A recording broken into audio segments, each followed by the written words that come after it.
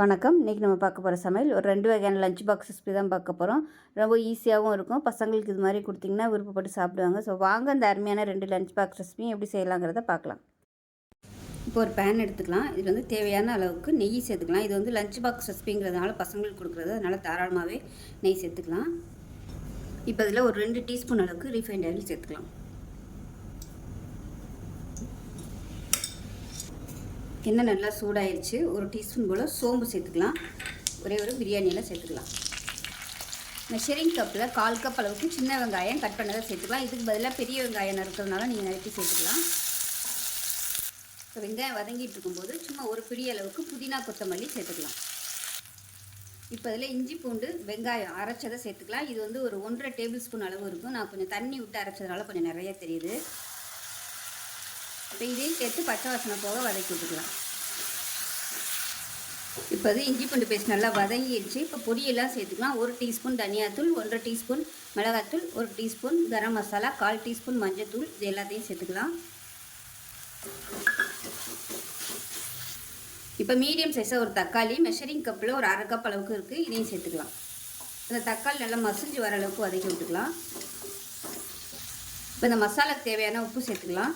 சாதம் வந்து வேக வைக்கும்போது உப்பு கொஞ்சம் சேர்த்துருக்கேன். இப்போ இந்த ஸ்டேஜில் சோயா சங்க்ஸ் வந்து சேர்த்துக்கலாம். மெஷரிங் கப்பில் 1/2 கப் அளவுக்கு எடுத்து நல்லா சுடுதண்ணில் போட்டு வேக விட்டு எடுத்துருக்கேன். இப்போ இது அளந்தோம்னா 1 கப் அளவுக்கு இருக்கும். இப்போ இதை சேர்த்துக்கலாம். இப்போ இதையும் சேர்த்து நல்லா அந்த மசாலாவோட நல்லா பரட்டி விட்டுக்கலாம். இப்போ வந்து எல்லா மசாலாவும் நல்ல ஒரு கோட்டிங் வந்து கொடுத்துட்டேன். இப்போ இதில் வந்து தண்ணி சேர்த்துக்கலாம். ஒரு 1/4 கப் அளவுக்கு மட்டும் தண்ணி சேர்த்துக்கலாம். மெஷரிங் கப்பில் ஒரு 1/4 கப் அளவுக்கு மட்டும் தண்ணி சேர்த்துக்கலாம். அந்த மசாலா எல்லாமே கொஞ்சம் நல்லா வெந்து வர்றதுக்காக. ரொம்ப ஊற்ற வேணாம். இது வந்து மூடி வச்சிடலாம். இந்த மசாலாவை டேஸ்ட் பண்ணி பார்த்துக்கோங்க. காரம் பத்தலைன்னா இது வந்து சேர்த்துக்கலாம். இப்போ வந்து மீடியமான ஃப்ளேமில் வச்சுட்டு மூடி வச்சிடலாம். இப்போ எப்படி இருக்குன்னு பார்க்கலாம். இப்போ பாருங்கள், கொஞ்சம் ஓரளவுக்கு தண்ணி நல்லா வத்திருச்சு. ஸோ இந்த மாதிரி கொஞ்சம் லைட்டாக அந்த சதன்னு இருக்கிற மாதிரி வச்சுக்கோங்க. ரொம்ப ட்ரையாக வச்சிங்கன்னா சாதம் வந்து ரொம்ப ட்ரை ஆகிடும். இப்போ வந்து நம்ம சாதத்தை சேர்த்துக்கலாம். மெஷரிங் கப்பில் 1/2 கப் அளவுக்கு அரிசி எடுத்து இந்த மாதிரி வேக விட்டு எடுத்துருக்கேன். 1.5 டம்ளர் தண்ணி ஊற்றி கொஞ்சமாக உப்பு கொஞ்சம் எண்ணெய் விட்டு இந்த மாதிரி குக்கரில் வந்து 2 விசில் விட்டு வேக விட்டு எடுத்து வச்சுட்டேன். நல்லா ஆறிடுச்சு. சூடோட கிளறினீங்கன்னா சாதம் வந்து உடஞ்சிரும். அதனால் நல்லா ஆற விட்டுட்டு சேர்த்துக்கோங்க. அப்போ தான் சாதம் வந்து உடையாமல் நல்லாயிருக்கும். இது வந்து நல்லா அப்படியே சாஃப்டாக கிளறி விட்டுக்கலாம். ரொம்ப ஹார்டாக மிக்ஸ் பண்ணோம்னா உடஞ்சிரும். இப்போ அந்த கிரேவி இருக்கும்போது சாதம் நல்லா இழுத்துக்கிட்டு சாப்பாடு வந்து நல்லா டேஸ்ட்டாக இருக்கும். இதில் விருப்பப்பட்ட சிக்கன் மசாலா, மட்டன் மசாலா அது கூட நீங்கள் சேர்த்துக்கலாம். சேர்த்திங்கன்னா பசங்களுக்கு நல்லா விரும்பி சாப்பிடுவாங்க. இல்லைன்னா சிக்கன் 65 பொடி இருந்துச்சுன்னா கூட அது கொஞ்சம் 1 டீஸ்பூன் போல் சேர்த்திங்கன்னா நல்லா ஃப்ளேவராக இருக்கும். நல்லா சாப்பிடுவாங்க விரும்பி. நல்லா கிளறி விட்டுக்கலாம்.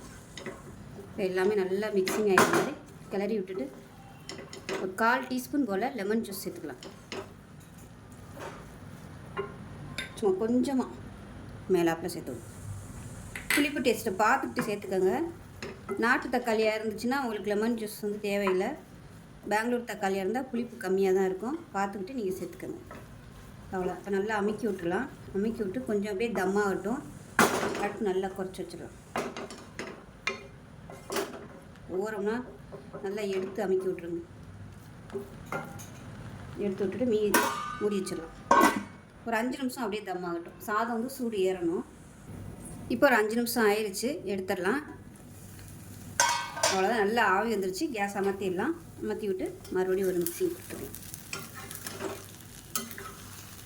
உங்களுக்கு வந்து ஈரத்தன்மை இருந்துச்சுன்னா தான் அடி பிடிக்காது, இல்லைன்னா அடி பிடிக்கும். இப்போ பார்த்தீங்கன்னா சாதம் வந்து நல்லா அப்படியே ஜூஸியாக இருக்குது. ரொம்ப ட்ரையாக இல்லாமல் லஞ்ச் பாக்ஸ் கொடுக்கும்போது இந்த மாதிரி கொஞ்சம் லைட்டாக அப்படியே ஈரத்தன்மையோடு கொடுத்தீங்கன்னா சாப்பிட்றதுக்கு நல்லாயிருக்கும். இல்லைன்னா ரொம்ப விதையாக இருக்கும்.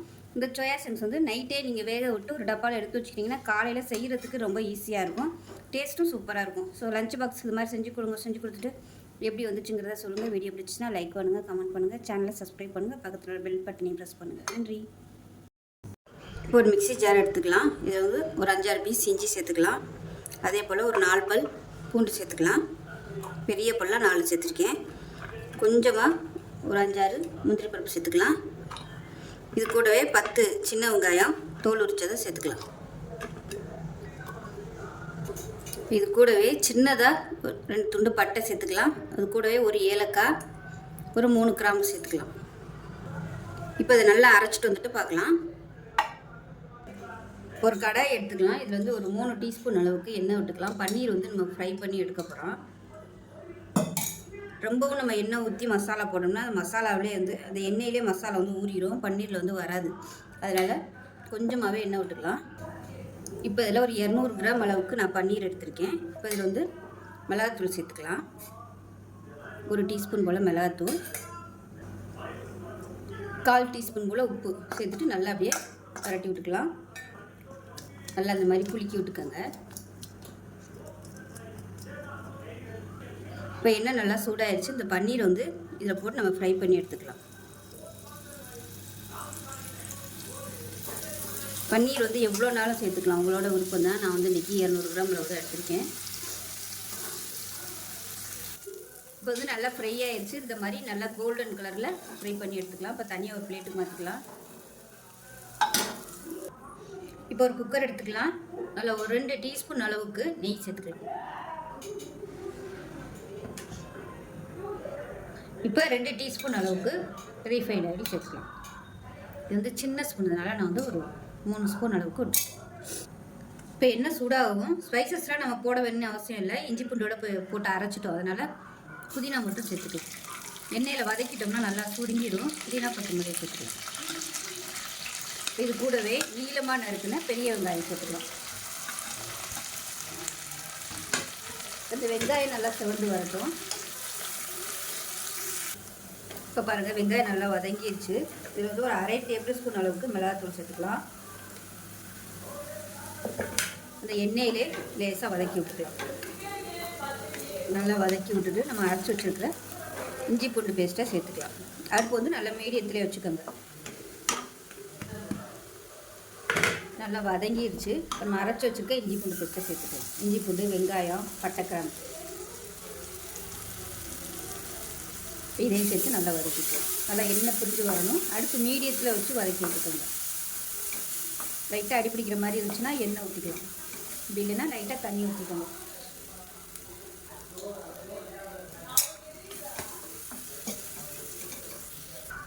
இப்போ இஞ்சி பூண்டு பேஸ்ட் நல்லா வதங்கிடுச்சு. இப்போ வந்து மீடியம் சைஸாக 2 தக்காளி பொடியாக கட் பண்ணதை சேர்த்து நல்லா வதங்கி வர அளவுக்கு வதக்கி விட்டுக்கலாம். தக்காளி வதங்குறதுக்கு உப்பு சேர்த்துக்கலாம். இப்போ இதில் ஒரு 2 டேபிள் ஸ்பூன் அளவுக்கு தயிர் சேர்த்துக்கலாம். அதாவது நீங்கள் எந்த டம்ளரில் வந்து அரிசி அளக்குறீங்களோ அதே டம்ளரில் 1/4 டம்ளர் அளவுக்கு தயிர் சேர்த்துக்கோங்க. அது கரெக்டாக வரும். பாருங்கள், மசாலா வதங்கி நல்லா எண்ணெய் பிரிய ஆரம்பிச்சிருச்சு. இந்த ஸ்டேஜில் தண்ணி வந்து சேர்த்துக்கலாம். இப்போ நான் வந்து இந்த டம்ளரில் பாஸ்மதி அரிசி வந்து எடுத்திருக்கேன். எடுத்து நல்லா ஒரு 1/2 மணி நேரம் ஊற வச்சுட்டேன். இப்போ இதே டம்ளரில் 1 டம்ளர் அளவுக்கு தண்ணி வந்து சூடு பண்ணி வச்சுருக்கேன். அந்த தண்ணி அப்படியே சேர்த்துக்கலாம். நார்மலாக பச்சை தண்ணி ஊற்றுறத விட இந்த மாதிரி சுடு தண்ணி சேர்த்திங்கன்னா உங்களுக்கு டேஸ்ட்டு சூப்பராக வரும். ஏன்னா அந்த மசாலாலாம் நல்லா வதக்கி இருக்கும். சுடு தண்ணி ஊற்றினோம்னா அந்த ஹீட் வந்து நல்லா மெயின்டைன்ஸ் ஆகும். நல்லா கலந்து விட்டுட்டு இதில் வந்து உப்பு செக் பண்ணி பார்த்துக்கோங்க. உப்பு பத்தலைன்னா அப்போ சேர்த்துக்கலாம். உப்பு கம்மியாக இருக்குது, உப்பு கொஞ்சமாக சேர்த்துக்கலாம். இப்போ தண்ணி நல்லா கொதிக்குது. ஊற வச்சுருக்கிற அரிசி வந்து அப்படியே சேர்த்துக்கலாம். லைட்டாக மிக்ஸ் பண்ணி விட்டுக்கலாம். ரொம்ப போட்டு கிளற வேணாம். ஏன்னா அரிசி அதாவது ஊற வச்சுருக்கிறதுனால உடஞ்சிரும். லேசாக அப்படி கிளறி விட்டுக்கோங்க. அப்படி நீங்கள் மிக்ஸ் பண்ணுறதா இருந்தால் இந்த மாதிரி தான் மிக்ஸ் பண்ணணும். நார்மலாக பண்ணுற மாதிரி இப்படிலாம் போட்டு கிண்டக்கூடாது. அடியில் வந்து உட்காராத அளவுக்கு இந்த மாதிரி மிக்ஸ் பண்ணி விட்டுக்கோங்க. இப்போ இதில் ஒரு 1/2 மூடி எலுமிச்சம்பழம் மட்டும் பிரிஞ்சு விட்டுக்கலாம். சின்ன பழமாக புளிப்புக்கு தகுந்தாப்புல சேர்த்துக்கோங்க. டேஸ்ட் பண்ணி பார்த்துக்கோங்க. சின்ன பழத்தில் பாதி பழம் சேர்க்குறேன். ரொம்ப கசக்கி புளிய வேணாம், லைட்டாக பிரிஞ்சு விட்டிங்கன்னா போதும். இப்போ நல்லா கொதி வர ஆரம்பிச்சிருச்சு. இந்த ஸ்டேஜில் நம்ம வறுத்து வச்சுருக்கிற பன்னீரை அப்படியே மேலே அப்படியே சேர்த்துக்கலாம். நான் வந்து பெருசாகவே போட்டிருக்கேன். நீங்கள் வந்து இதை விட சின்னதாக கட் பண்ணி போடுறதுனால போட்டுக்கலாம். இன்னும் வந்து நீங்கள் 200 கிராம் அளவுக்கு கூட பன்னீர் சேர்த்துக்கலாம். இப்போ நல்லா கலந்துட்டு மூடி வச்சிடலாம். மூடி வச்சுட்டு விசில் போட்டுட்டு நல்லா எடுத்துட்டு மறுபடியும் விசில் போட்டுக்கோங்க. ஏன்னா அதில் உள்ள ஏர் போட்டுட்டு 2 விசில் விட்டுட்டு ஸ்டீம் போனதுக்கப்புறம் பார்க்கலாம். இப்போ பிரியாணி எப்படி இருக்குன்னு பார்க்கலாம்.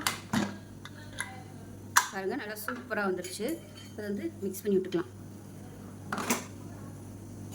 பாருங்கள், அடியில் பிடிக்கல, சூப்பராக வந்துருச்சு.